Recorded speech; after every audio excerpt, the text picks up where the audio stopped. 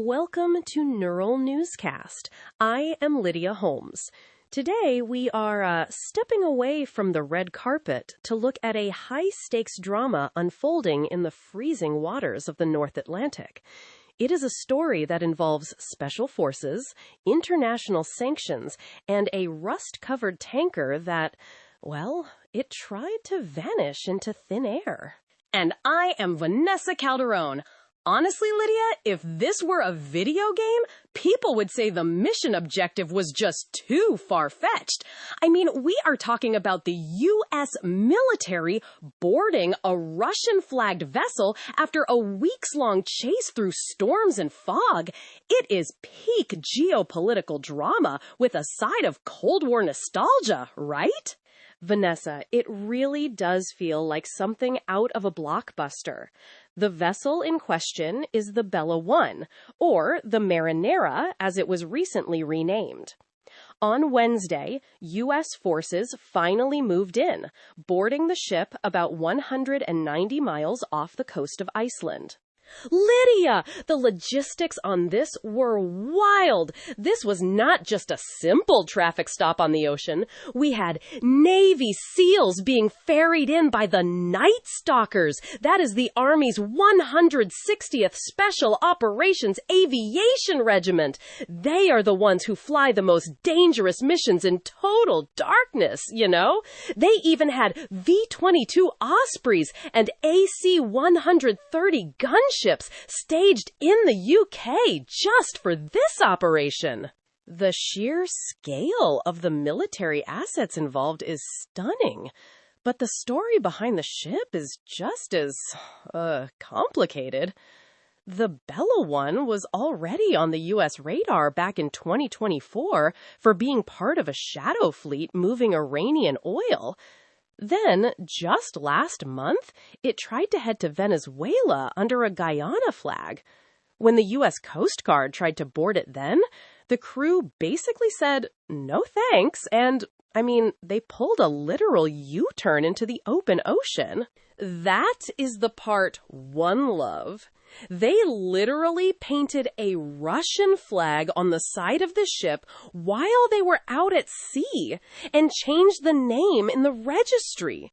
It is like putting on a fake mustache and hoping the police do not notice you are still driving the same stolen car. But the U.S. Coast Guard ship Monroe was not fooled. They shadowed them for weeks through some of the worst weather the Atlantic can throw at you. It seems that fake mustache, as you call it, has caused a massive diplomatic headache. Moscow is not happy. The Russian Transport Ministry is claiming this violates the UN Convention on the Law of the Sea. They are calling it piracy. One Russian lawmaker even called it a 21st century piracy. It is a bold move, especially when you consider that Russia reportedly sent a submarine to escort the tanker toward Europe. We were basically moments away from a potential confrontation between the world's two biggest nuclear powers over a rusty boat that, wasn't even carrying any oil at the time. That is an important detail, Vanessa. Analytics firm Kepler confirmed the Bella 1 was empty when it was seized. However, it had these massive gaps in its tracking data where it would just go dark for months at a time. That is classic shadow fleet behavior, usually used to hide the loading of sanctioned crude.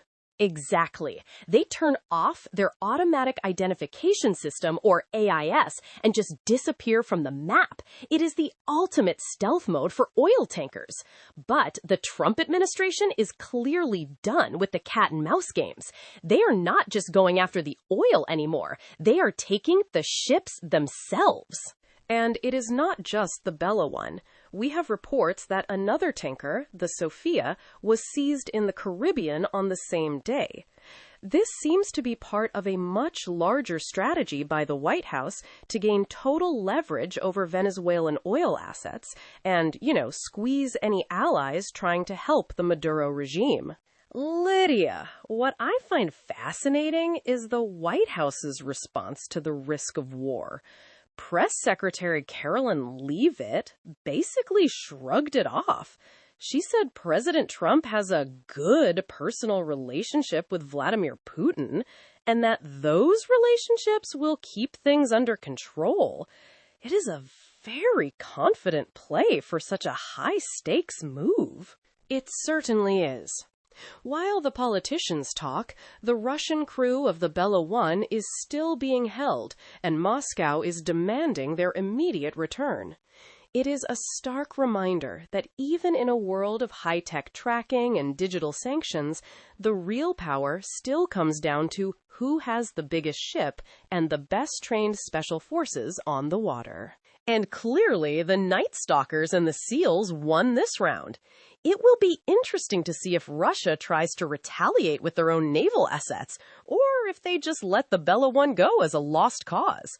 Either way, the message to the Shadow Fleet is clear.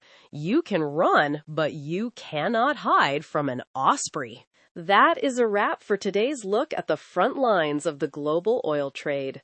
For more on this and other developing stories, stay tuned to Neural Newscast. Catch you on the next one. Stay sharp. Neural Newscast is AI-assisted, human-reviewed. View our AI transparency policy at neuralnewscast.com.